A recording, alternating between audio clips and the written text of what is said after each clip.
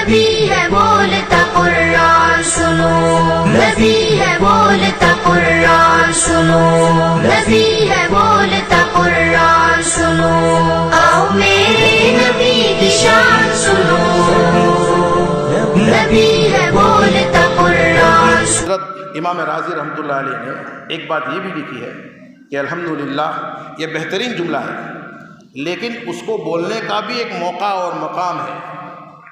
یہ ذکر کرتے ہوئے ایک واقعہ لکھا ہے، وہ واقعہ چونکہ آج کے اور ابھی کے ماحول کے میں اس میں بھی سبق ہے، اس لیے اس کو بھی ذکر کر کے بات ختم کر دوں گا۔ انہوں نے فرمایا کہ حضرت سری سختی رحمۃ اللہ علیہ سے ایک موقع پر کسی نے پوچھا کہ بھائی اللہ کی بندگی کا کیا حال ہے؟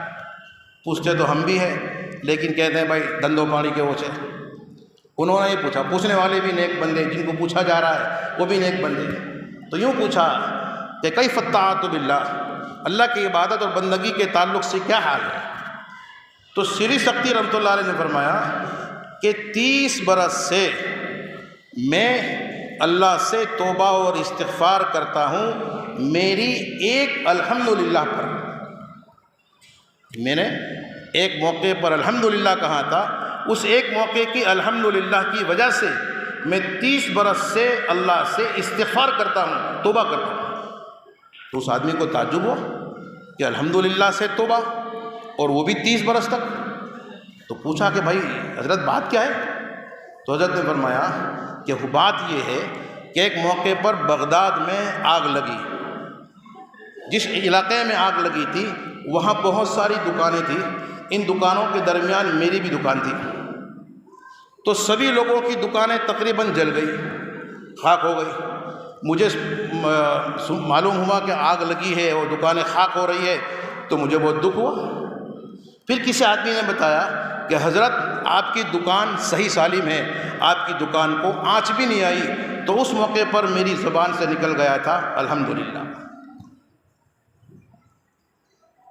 حضرت کہتے ہیں کہ میری زبان سے نکل تو گیا، میں نے کہنے کو تو کہہ دیا، لیکن تھوڑی دیر کے بعد مجھے لائٹ ہوا، خیال آیا کہ یار میری دکان چاہے بچ گئی ہے، لیکن لوگوں کی، بھائیوں کی، مسلمان بندوں کی تو دکان جل گئی ہے، تو میں ان کی دکانیں جلنے کے باوجود بھی صرف اس بنیاد پر کہ میری دکان بچ گئی ہے میں الحمدللہ کہہ رہا ہوں۔ بس اس خیال نے مجھے یہ سمجھا دیا کہ میں نے یہ پاپ کیا ہے، میں نے غلطی کی ہے، اس لیے اس موقع کے الحمدللہ سے آج 30 سال تک استغفار اور توبہ کرتا ہوں۔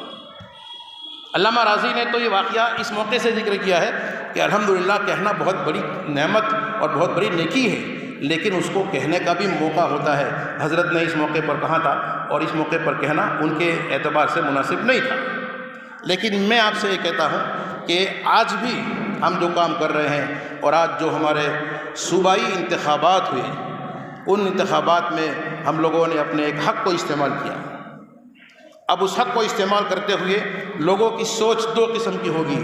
کچھ لوگوں کی سوچ حق استعمال کرتے ہوئے یہ ہوگی کہ میری دکان چل جائے، میری دکان جلنے سے بچ جائے، میرا کام ہو جائے، مجھے فائدہ پہنچا یا پہنچے گا، تو اپنا پرائیویٹ فائدہ اور اپنی دکان چلنے اور جلنے سے بچنے کی بات سوچتے ہوئے ان لوگوں نے اپنے حق کو استعمال کیا ہے۔ جس نے بھی اس سوچ کے ساتھ اپنے اس حق کو استعمال کیا ہے، واقعی وہ پاپی ہے، اسے اپنی اس سوچ سے اور اپنے اس حق کو استعمال کرنے سے توبہ اور استغفار کرنا چاہیے۔